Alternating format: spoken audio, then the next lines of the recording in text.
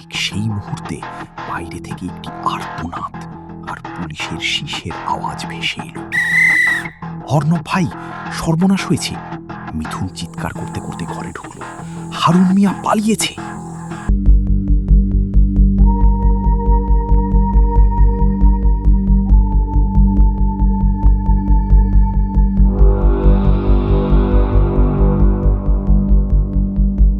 প্রতিশরের শেষ দৃশ্য। রচনা জহিরুল ইসলাম নাদিম। নওগাঁর প্রতিশরে রবীন্দ্রনাথ ঠাকুরের স্মৃতিবিজড়িত কাছারি বাড়িতে চলছে এ বছরের সবচাইতে আলোচিত সিনেমা রক্তরাগের শুটিং। দেশের ১ নম্বর নায়ক রাকিব খান এবং দুর্ধর্ষ ভিলেন পাশা চাকলাদারের এক ক্লাইম্যাক্স দৃশ্যের শুটিং দেখতে সেখানে হাজির হয় অর্ণব, চন্দন এবং মিথুন। শুটিংয়ের চিত্রনাট্য অনুযায়ী পাশা চাকলাদারের ফাঁকা আওয়াজে রাকিব খানের লুটিয়ে পড়ার কথা ছিল, কিন্তু শট শেষ হওয়ার পর দেখা গেল রাকিব খান সত্যিই রক্তাক্ত অবস্থায় পড়ে আছেন। প্রোফাইল পিস্তল থেকে বের হওয়া আসল বুলেট তার বুক চিরে চলে গেছে। স্থানীয় পুলিশের তদন্তে বিরক্ত হয়ে অর্ণব নিজের হাতে তদন্তভার তুলে নেয়। সিনেমার পর্দার পিছনের আসল খুনি কি? প্রতিশরের শান্ত পরিবেশে ঘটা এই বীভৎস অপরাধের জট খুলতে নামে অর্ণব।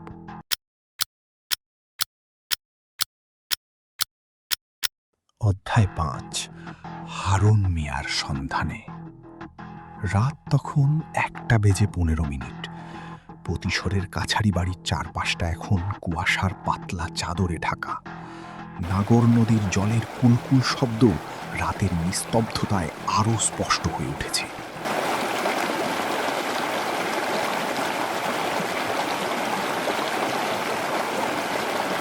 অর্ণব মেকআপ রুমের সেই ধূসর পাউডার নিয়ে ডায়েরিতে শেষ নোটটি লিখছিল। ঠিক সেই মুহূর্তে বাইরে থেকে একটি আর্তনাদ আর পুলিশের শীষের আওয়াজ ভেসে এলো। অর্ণব ভাই, সর্বনাশ হয়েছে! মিথুন চিৎকার করতে করতে ঘরে ঢুকলো। হারুন মিয়া পালিয়েছে। অর্ণব বিদ্যুৎ বেগে জানালার কাছে গেল। পালিয়েছে? কনস্টেবল পাহারা দিচ্ছিল না? দিয়েছিল ভাইয়া, মিথুন হাঁপাতে হাঁপাতে বলল। কিন্তু আজমল সাহেবের সেই কনস্টেবল নাকি বিড়ি ধরানোর জন্য ১ মুহূর্তের জন্য ওদিক ফিরেছিল, আর সেই ফাঁকেই হারুন মিয়া জানালার গ্রিল গলে উধাও। ওই যে দেখুন, পুলিশের টর্চের আলো নদীর দিকে যাচ্ছে। অর্ণব ১ মুহূর্ত সময় নষ্ট না করে তার জ্যাকেটটা টেনে নিল। চন্দন, তোর হাই পাওয়ার ফ্ল্যাশ লাইটটা বের কর। মিথুন, ড্রোনটা ওড়ানোর চেষ্টা করবি না, কুয়াশায় লেন্স ঝাপসা হয়ে যাবে। আমাদের পায়ে হেঁটেই এগোতে হবে। বাইরে আসতেই দেখা গেল ইলাহি কাণ্ড। ওসি আজমল সাহেব রাগে কনস্টেবলকে বকাবকি করছেন। শুটিং ইউনিটের লোকজনও ভিড় জমিয়েছে। জুহি মেকআপ রুমের দরজায় দাঁড়িয়ে আতঙ্কিত মুখে তাকিয়ে আছেন। পরিচালক রানা মণ্ডল কপালে হাত দিয়ে বসে পড়েছেন। হারুন পালালো কেন? তার মানে কি সেই খুনি? অর্ণব ভিড় ঠেলে এগিয়ে গেল। পালালেই কেউ খুনি হয় না রানা সাহেব, তবে সে যে ভয় পেয়েছে সেটা নিশ্চিত। আজমল সাহেব, হারুন মিয়া কোন দিক দিয়ে গেছেন? ওসি সাহেব হাত দিয়ে নদীর ধারের ঘন ঝোপঝাড়ের দিকে ইশারা করলেন। অন্ধকারে কোথায় মিশে গেল বোঝা যাচ্ছে না। আমার মনে হয় ও নদীর জলে ঝাঁপ দিয়েছে। অর্ণব নদীর ঘাটের দিকে এগোলো। কাদামাখা ঘাসের উপর দিয়ে হাঁটা এই রাতে বেশ কঠিন। সে চন্দনের টর্চটা নিয়ে মাটির ওপর ফেলল। ছোট ছোট পায়ের ছাপ, কিন্তু ছাপগুলো কেমন যেন অগোছালো। এক জায়গায় এসে দেখা গেল ঘাসগুলো দলা পাকিয়ে আছে, যেন কেউ সেখান দিয়ে গড়িয়ে নিচে নেমেছে। অর্ণব, এদিকে দেখ। চন্দন নদীর ধারের একটি কেওড়া গাছের শেকড়ের দিকে টর্চ ধরল। সেখানে হারুন মিয়ার গলার সেই চেইনটা আটকে আছে, যার সাথে ট্রাঙ্কের চাবিগুলো ছিল। অর্ণব চেইনটা হাতে নিল। লজিক বলছে হারুন মিয়া স্বেচ্ছায় পালাননি। যদি তিনি পালাতেন তবে সবচাইতে মূল্যবান জিনিস অর্থাৎ চাবিগুলো ফেলে যেতেন না। হারুন মিয়াকে কেউ এখান দিয়ে টেনে নিয়ে গেছে। টেনে নিয়ে গেছে মানে? মিথুন ভয়ে সিটিয়ে গেল। তবে কি সে অপহৃত হয়েছে? অর্ণব উত্তর দিল না। সে নদীর ধারের নরম মাটিতে আরো কিছু খুঁজছিল। হঠাৎ তার নজরে এলো একটি বুট জুতার ছাপ। এই ছাপটি হারুন মিয়ার সাধারণ চটির ছাপ নয়, এটি বেশ বড় এবং আধুনিক কোনো ট্যাকটিক্যাল বুটের ছাপ। প্রতিশরের এই শুটিং ইউনিটে বাউন্সারদের পায়ে এমন বুট আছে। চন্দন, ওই বাউন্সারদের লিডারকে ডেকে আনতো।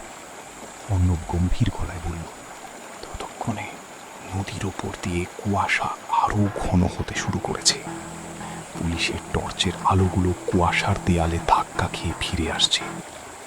অর্ণব নদীর পাড় দিয়ে আরও কিছুটা সামনে এগোলো। হঠাৎ বনের ভেতর থেকে একটি ধাতব শব্দ শোনা গেল। কেউ যেন কাঁপছে অথবা কিছু সরাচ্ছে। হারুন সাহেব, আপনি কি ওখানে? অর্ণব ডাক দিল। কোনো উত্তর নেই। অর্ণব ঝোপ সরিয়ে ভেতরে ঢুকতেই দেখল এক বীভৎস দৃশ্য।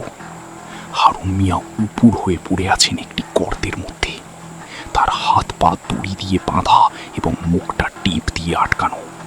তার সারা শরীর কাঁপছে আতঙ্কে। অর্ণব দ্রুত তার মুখের টেপ সরালো।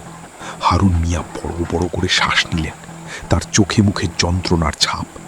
স্যার, ওরা আমাকে মেরে ফেলবে। ওরা পিস্তল পাল্টেছে, আমি সব দেখে ফেলেছি। কারা হারুন সাহেব? পরিষ্কার করে বলুন।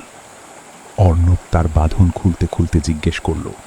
হারুন মিয়া কথা বলার আগেই বনের গভীর থেকে একটি গুলির শব্দ ভেসে এলো। ধুম! অর্ণবরা নিচু হয়ে বসে পড়ল। গুলিটি অর্ণবের মাথার ওপর দিয়ে গিয়ে পাশের একটি আম গাছের কাণ্ডে বিঁধল।